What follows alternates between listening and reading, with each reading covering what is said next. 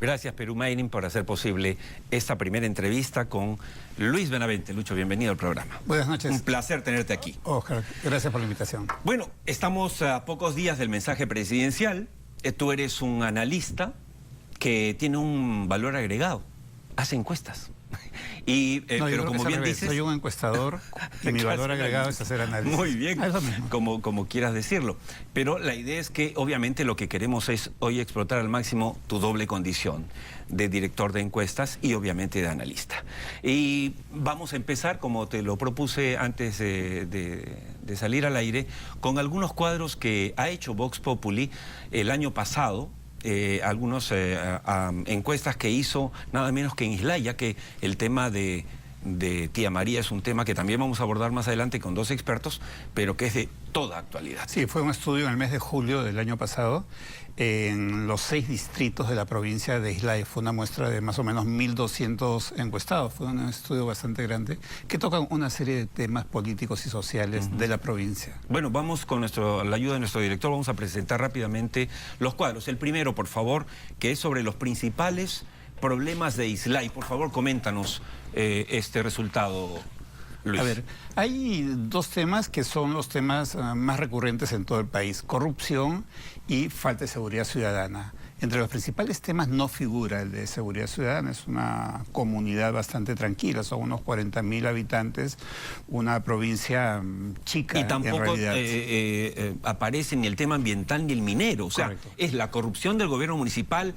la falta de empleo, la falta de acceso a servicios de salud, tema sensible que debería tener en cuenta el gobierno, y la mala gestión municipal, como que se repite casi el primer problema. Los tres temas que saltan a la vista en esta lectura es: uno, que no figure el tema de falta de seguridad ciudadana; dos, que sí figure el tema de corrupción, que es un tema muy fuerte en todo el país, y esto demuestra que el tema de corrupción no solamente es el tema de la gran corrupción tipo Lavallato, sino que se da en cada pequeño pueblo del país, ¿no? Pero también en la letra chiquita podemos entender, Luis, que esto también explicaría en parte, no digo que en todo, en parte la actitud de algunos alcaldes, que ante este desprestigio quieren, digamos, ganar a río revuelto. Exactamente. O sea, no es gratuita la posición tampoco. El segundo cuadro, perdón, por favor. Ojalá. Y el otro hecho importantísimo es que no figura el tema de la actividad minera como un gran problema para la comunidad de Islay.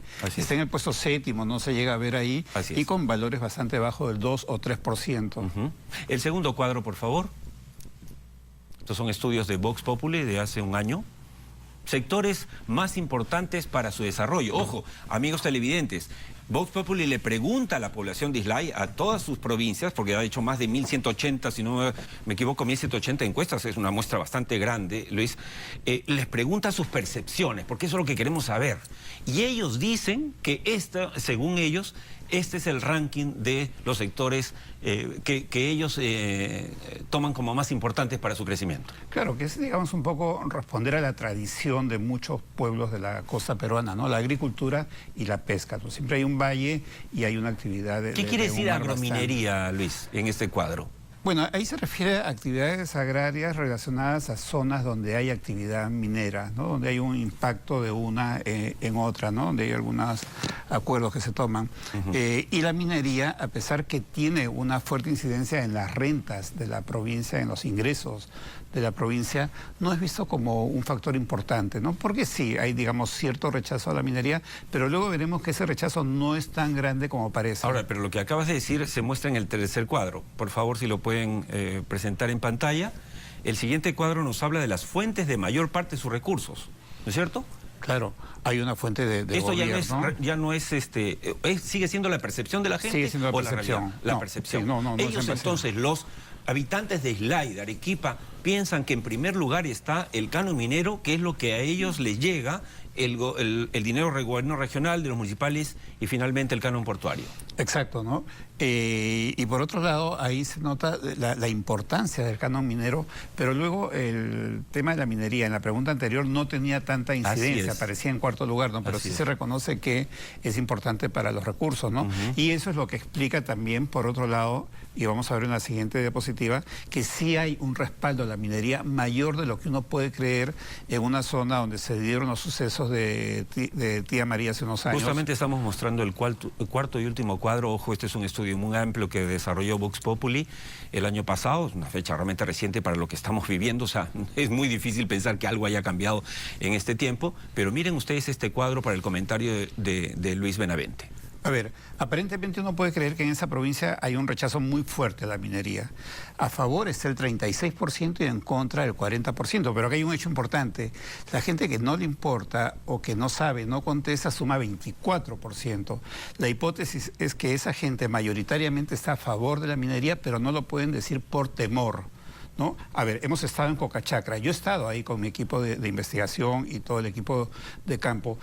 Cocachacra estaba embanderada igual que hoy, ¿no? Agro sí, minería no. Ya, pero si tú vives en Cocachacra y no pones esa bandera, pues te puede incendiar la casa, ¿no? Entonces, hay métodos coercitivos bastante convincentes de parte de algunos líderes antimineros, ¿no? Pero es interesante ver cómo ante una encuestadora seria como Vox Populi y de manera libre y espontánea, la población de Islay en un 40%, más lo que tú indicas, el 10 y el 13, pues no es un núcleo duro antiminero y que podría perfectamente, si es que se realiza la etapa de sensibilización, de difusión que debe darse, podría perfectamente estar... Claro, ver porque con mejores ojos al proyecto. Ese método, digamos, coercitivo que usan los líderes antimineros muchas veces, también hay que ser francos en reconocer que la actividad minera a veces ha contaminado el medio ambiente o han pasado décadas de comunidades donde ha habido actividad minera y no ha habido prosperidad, no ha habido desarrollo, ¿no? También hay falsos líderes ambientales que se dedican a liderar a gente para bloquear proyectos mineros y una vez que logran el bloqueo, ellos hacen actividad minera ilegal, con mayor impacto ambiental negativo, con trata de niños, con trata de personas. Piura, por ejemplo, en Piura, en Tambo Grande, crimen en Tambo Grande. Sí, y falsos líderes ambientalistas mineros con esa bandera de la defensa del medio ambiente están en todo el Perú. Pero en todo caso, para... este tema lo vamos a abordar en el siguiente bloque del programa con dos expertos internacionales en prevención de conflictos. Hay mucho pan por rebanar en este caso, pero lo que queríamos era mostrar estos cuadros que son recientes, que se muestran por primera vez en televisión y que nos pintan, digamos, un panorama más claro de lo que está pasando en Islay. Ojalá que el gobierno haga lo que tiene que hacer. Vamos a nuestros temas políticos. Estamos a menos de 15 días del mensaje presidencial. Luis, la aprobación presidencial que tiene actualmente Martín Vizcarra oscila entre el 50 y 55% si hablamos de diversas encuestas, ¿ok? ¿Esto es normal en un gobernante que ya tiene año y medio y que ni siquiera fue elegido para gobernarnos, sino como vicepresidente? Ahora, el Perú es muy duro en castigar a los gobernantes, ¿no? A nivel provincial, distrital, presidencial, nacional, en todos los niveles de gobierno. Entonces la popularidad se pierde muy rápidamente y eso le pasa a todos los gobernantes. El caso de Vizcarra va un poco contra la tendencia establecida con anteriores presidentes, ¿no? Él se mantiene luego de año y medio en un nivel, en un rango bastante alto de popularidad. Él ha desarrollado estrategias en las cuales políticamente sintoniza con los intereses políticos, valga la redundancia, de la mayoría de la población, ¿no? Tipo de reformas, lo que se vio con el referendo, o los temas de la reforma del Poder Judicial, del sistema judicial, o el caso de las reformas políticas, en fin, ¿no? Eso es algo que él ha logrado sintonizar y eso le ha dado buenos resultados, ¿no? Pero a la vez también eso le ha generado una especie de adicción por la popularidad, ¿no? Porque lo que pasa es que el presidente no tiene un respaldo partidario, una bancada en el Congreso importante, entonces ¿qué le queda? El respaldo social, para no llamarle encuestas, para no hablar de una manera tan superficial, ¿no? El respaldo social, claro que lo miden las encuestas, ¿no? Pero no son las encuestas, es el respaldo social. Eso te da fuerza. Si tú eres un presidente con 60%, con 70%, bien difícil que se metan contigo. Lo van a pensar 2, 3 veces. ¿Por qué? Porque no te conviene enfrentarte a un presidente. Pero si el presidente está con 10, 15% en el Perú, que es un país terrible políticamente, lo soplas y lo derrumbas. Exactamente, ¿no? Entonces, diferente al caso de Toledo, porque Toledo llegó a tener 12%, pero, yo lo recuerdo claramente, pero tenía un partido, tenía operadores, tenía a Ferrero, etcétera. Claro, tenía voceros y tenía liderazgo en sus voceros. Claro, ¿no? y aliados como el FIME en su momento. Exacto, o sea, sí, pudo sí, sostenerse sí. por eso. Pero si este presidente, y eso es algo que hay que entender, creo, si se confiara y entonces bajara a 10%, simplemente podría... En este caso, ser el demasiado respaldo frágil. social, para hablar de una frase más sólida que la palabra encuestas, de alguna manera contribuye a la gobernabilidad del país, ¿no? Pero allí también hay un riesgo, porque esa necesidad hace que si el presidente baje, y esas subidas son por un tiempo, luego viene una caída. Siempre que hay subidas rápidas, viene una caída también que puede ser rápida. Pone al presidente en la necesidad de actuar de manera efectista para seguir manteniendo un nivel alto. Por un lado, y por otro lado, hay una demanda de temas de economía, de educación, de anemia, seguridad ciudadana, Que etcétera. no llegan a opacarlo. ¿Crees que se está tefloneando el presidente Vizcarra? O sea, que esta bandera, estas dos banderas, ¿no? Reforma política y anticorrupción son suficientes para hacer olvidar lo otro. Le está dando resultados, ¿no? Y tú has mencionado el tema del discurso de fiestas patrias. Algo estará preparando para ese discurso por la manera como él maneja su gestión política, pública, ¿no? Pero se está tefloneando, pero eso no necesariamente es algo favorable, porque también hay una factura pendiente. Mira, estábamos en un almuerzo hace poco, sabe el señor Abusada, que es un gran entendido en esos temas, y yo le pregunté, señor Abusada, yo no voy a abusar de usted, pero dígame, ¿usted ve optimista, de manera optimista o pesimista la economía del país? Y dijo, ¿cómo no voy a estar optimista con tal y tal indicador macroeconómico? Ya, pero tú sales a la calle y hablas con empresarios, hablas con Hay un profesionales. pesimismo creciente, Sí, ¿no? entonces yo no sé si alguien está viendo mal las cosas, los empresarios o los economistas. Yo quiero creer en ambos, ¿no? Pero creo que ahí vas acumulando una factura que también te puede debilitar políticamente. Además, ya venimos a que entramos a una etapa preelectoral dentro de en enero, ya estamos en una Así es. etapa preelectoral donde se van a mover otras cosas, ¿no? Hablando de eso, esta semana parece definitiva para el destino de Keiko Fujimori. En la hipótesis de que el Poder Judicial finalmente determine que se le sigue el proceso de investigación, pero ya no en cárcel, con la prisión preventiva, que yo he dicho en varios idiomas, a pesar de mi distancia con Fuerza Popular, que creo que es excesiva. Pero vamos, si ella sale de la cárcel, ¿esto es bueno o malo para el gobierno de Vizcarra? ¿Qué piensas tú? Depende cómo ella asumiría su participación política, ¿no? Si es con perfil bajo, que puede ser porque tiene dificultades judiciales, fiscales, en fin, no pasaría nada. Si es con un perfil alto, más notorio, sí tendría una incidencia. No sé si positiva o negativa, pero en ese caso, ¿qué ocurriría? Por contraste a lo que pasa actualmente, Vizcarra no tiene una figura grande en la oposición. Tiene oposición por ahí, pero tú no llegas a ver un gran nombre de la oposición.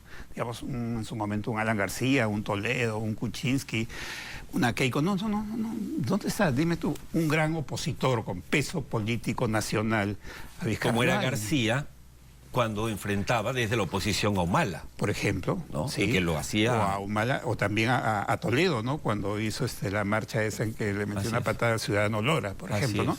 es. Etcétera, ¿no? Entonces había una gran figura, entonces había un gran líder de la oposición.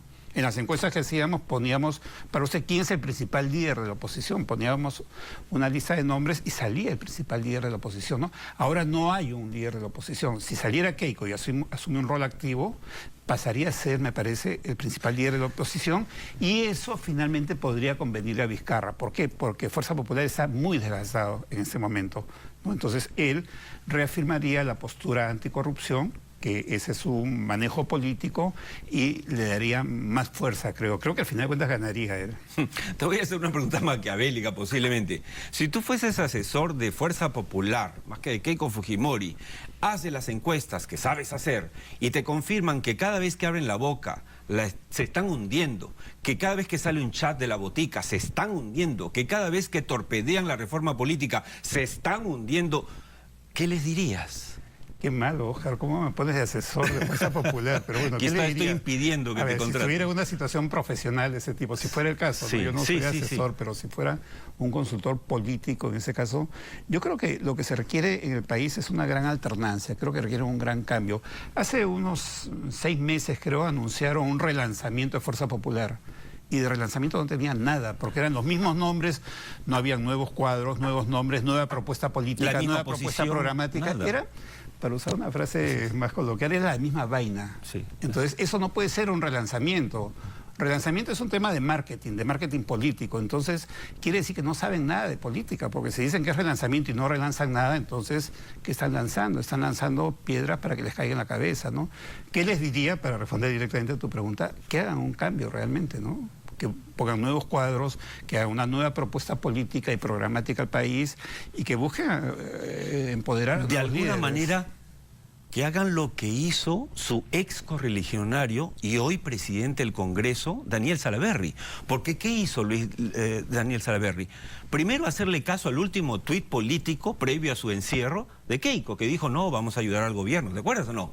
Él siguió esas pautas, pero su gente, sus leales seguidores, Rosa María Bartra, Chacón, etcétera, se fueron por otro lado. O sea, siguieron en modo, vamos a matar a Kuczynski, ¿o no?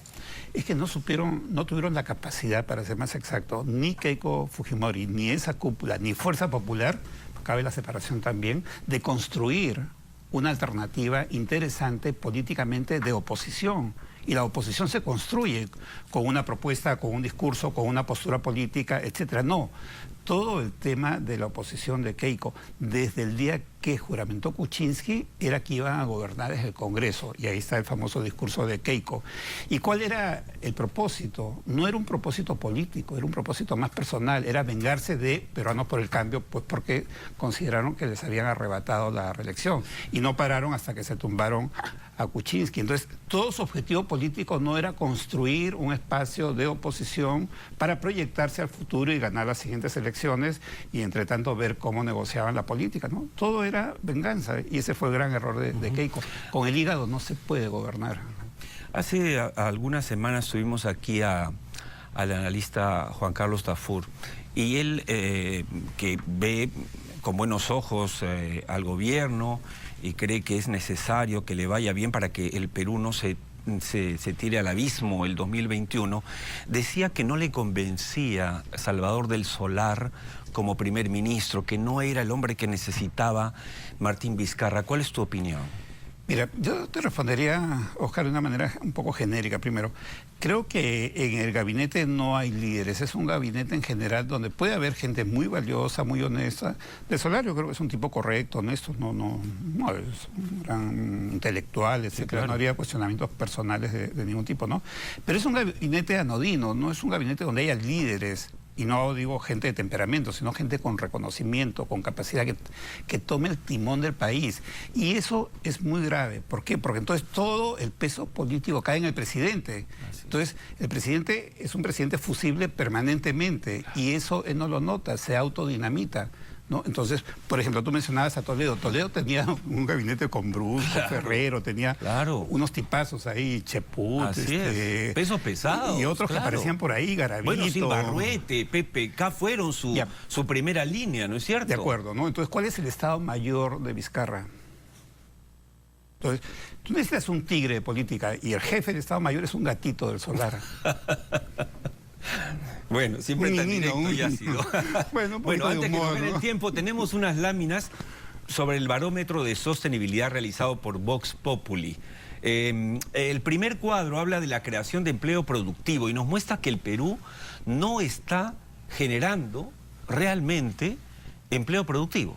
Sí, en general yo creo que esa respuesta se atribuye básicamente a que la base de encuestados va a ser igual que el país, con un 70% de personas que no están en el sistema formal. Y eso creo que ha bajado, ¿no? Y ahora es 28% quienes tienen empleo formal, ¿no? El empleo que no es formal se puede considerar como no productivo, porque es un empleo que mayoritariamente es de tareas menores, comerciales, en fin, ¿no? Que cumple una gran función porque ahí están los tantos millones de emprendedores que hay en el Perú, pero eso no se considera empleo productivo, que sería el empleo de grandes inversiones. No se siente en el país que hay grandes inversiones para promover el empleo. El siguiente cuadro haces una pregunta bastante difícil, ¿no? ¿Cuán sostenible es el Perú? Y veamos los resultados, amigos televidentes. El estudio es de 86 preguntas, donde se evalúa la sostenibilidad con los objetivos de desarrollo sostenible de Naciones Unidas, 16 de los 17, porque el último es un recuento de todo, en los pilares básicos de desarrollo económico, desarrollo social, desarrollo ambiental, y también introdujimos el tema de desarrollo político, porque esa es la base de todo finalmente, ¿no? El estudio fue un estudio muy complejo, muy completo, que lo dirigió Mariana Benavente, consultora de Vox Populi, y al final de todo ese recorrido donde vemos todos los temas del Perú, viene la pregunta cuán sostenible es el Perú. Luego que todos los encuestados han hecho un ejercicio de razonamiento de lo que es el Perú, ¿no? Entonces, ¿qué ocurre acá? 22% consideran que el Perú es mucho o bastante sostenible, y 78% considera que el Perú es poco o nada sostenible. 6,8.3 dice ahí, ¿no? 6,8 más 9,7, poco nada. o nada, ¿no? Para dividir esos cuatro números en dos bloques. Entonces quiere decir que es un país que no tiene mucho futuro. Parece que fuese una encuesta de otro país. O sea, este país que se une con el fútbol, llegamos al Mundial, somos subcampeones en la Copa América, pareciera estar unido, pero la verdad es que tu cuestionario y tu encuesta desnuda una realidad preocupante. Y la siguiente pregunta muestra Vamos a la siguiente, por favor, el Perú en un espejo muy antes grande, que nos gane ¿no? el tiempo. Aquí, Vox Populi pregunta a los encuestados, ¿tus hijos tendrán buen futuro en el Perú? Ya, eso es una conclusión, porque un país que es sostenible, y eso sería relacionado a la pregunta anterior, sí va a ser un país con futuro. Pero si solo 3 de cada 10 peruanos consideran que sus hijos, que es lo que más quieres, tendrán un buen futuro en el Perú, es terrible, es trágico. Es que el Perú aparentemente no tiene futuro. Entonces eso es algo que va mucho con el desánimo nacional, es mucho que va con el hecho de tener poca base de población económicamente activa con empleo formal. Tiene que ver mucho, creo yo, con el liderazgo. El liderazgo político es muy importante porque conduce al entusiasmo de una sociedad y nos permite salir adelante. De repente las cosas están mal, pero hay esperanza, y esa esperanza nos hace ver las cosas mejor, ¿no? Entonces yo creo que el Perú está un poco opaco y no estamos viendo eso. ¿Por qué? Porque estamos totalmente metidos en el enfrentamiento político, en la corrupción y en todas estas cosas contenciosas que copan la agenda. Al leer toda tu encuesta, todo el barómetro, me daba la sensación, no sé por qué, me recordaba la película La Guerra de los Roses, ¿no? Donde los dos están enfrascados en tal bronca, como ahora el Ejecutivo, con que se olvidaban de los hijos. Claro. Y que los dos en la escena final y culminante, además están agarrados de una lámpara, que nadie quiere dar su brazo a torcer, pero los dos terminan cayendo y los dos terminan muriendo. Buena Ojalá que esa comparación. no sea el final de nuestro querido país, pero tenemos que hablar con gente como Luis Benavente para tratar de entender la realidad. No nos mintamos. Muchas gracias, Luis. Gracias por la invitación, Gracias. Oscar. Muy interesantes tus comentarios.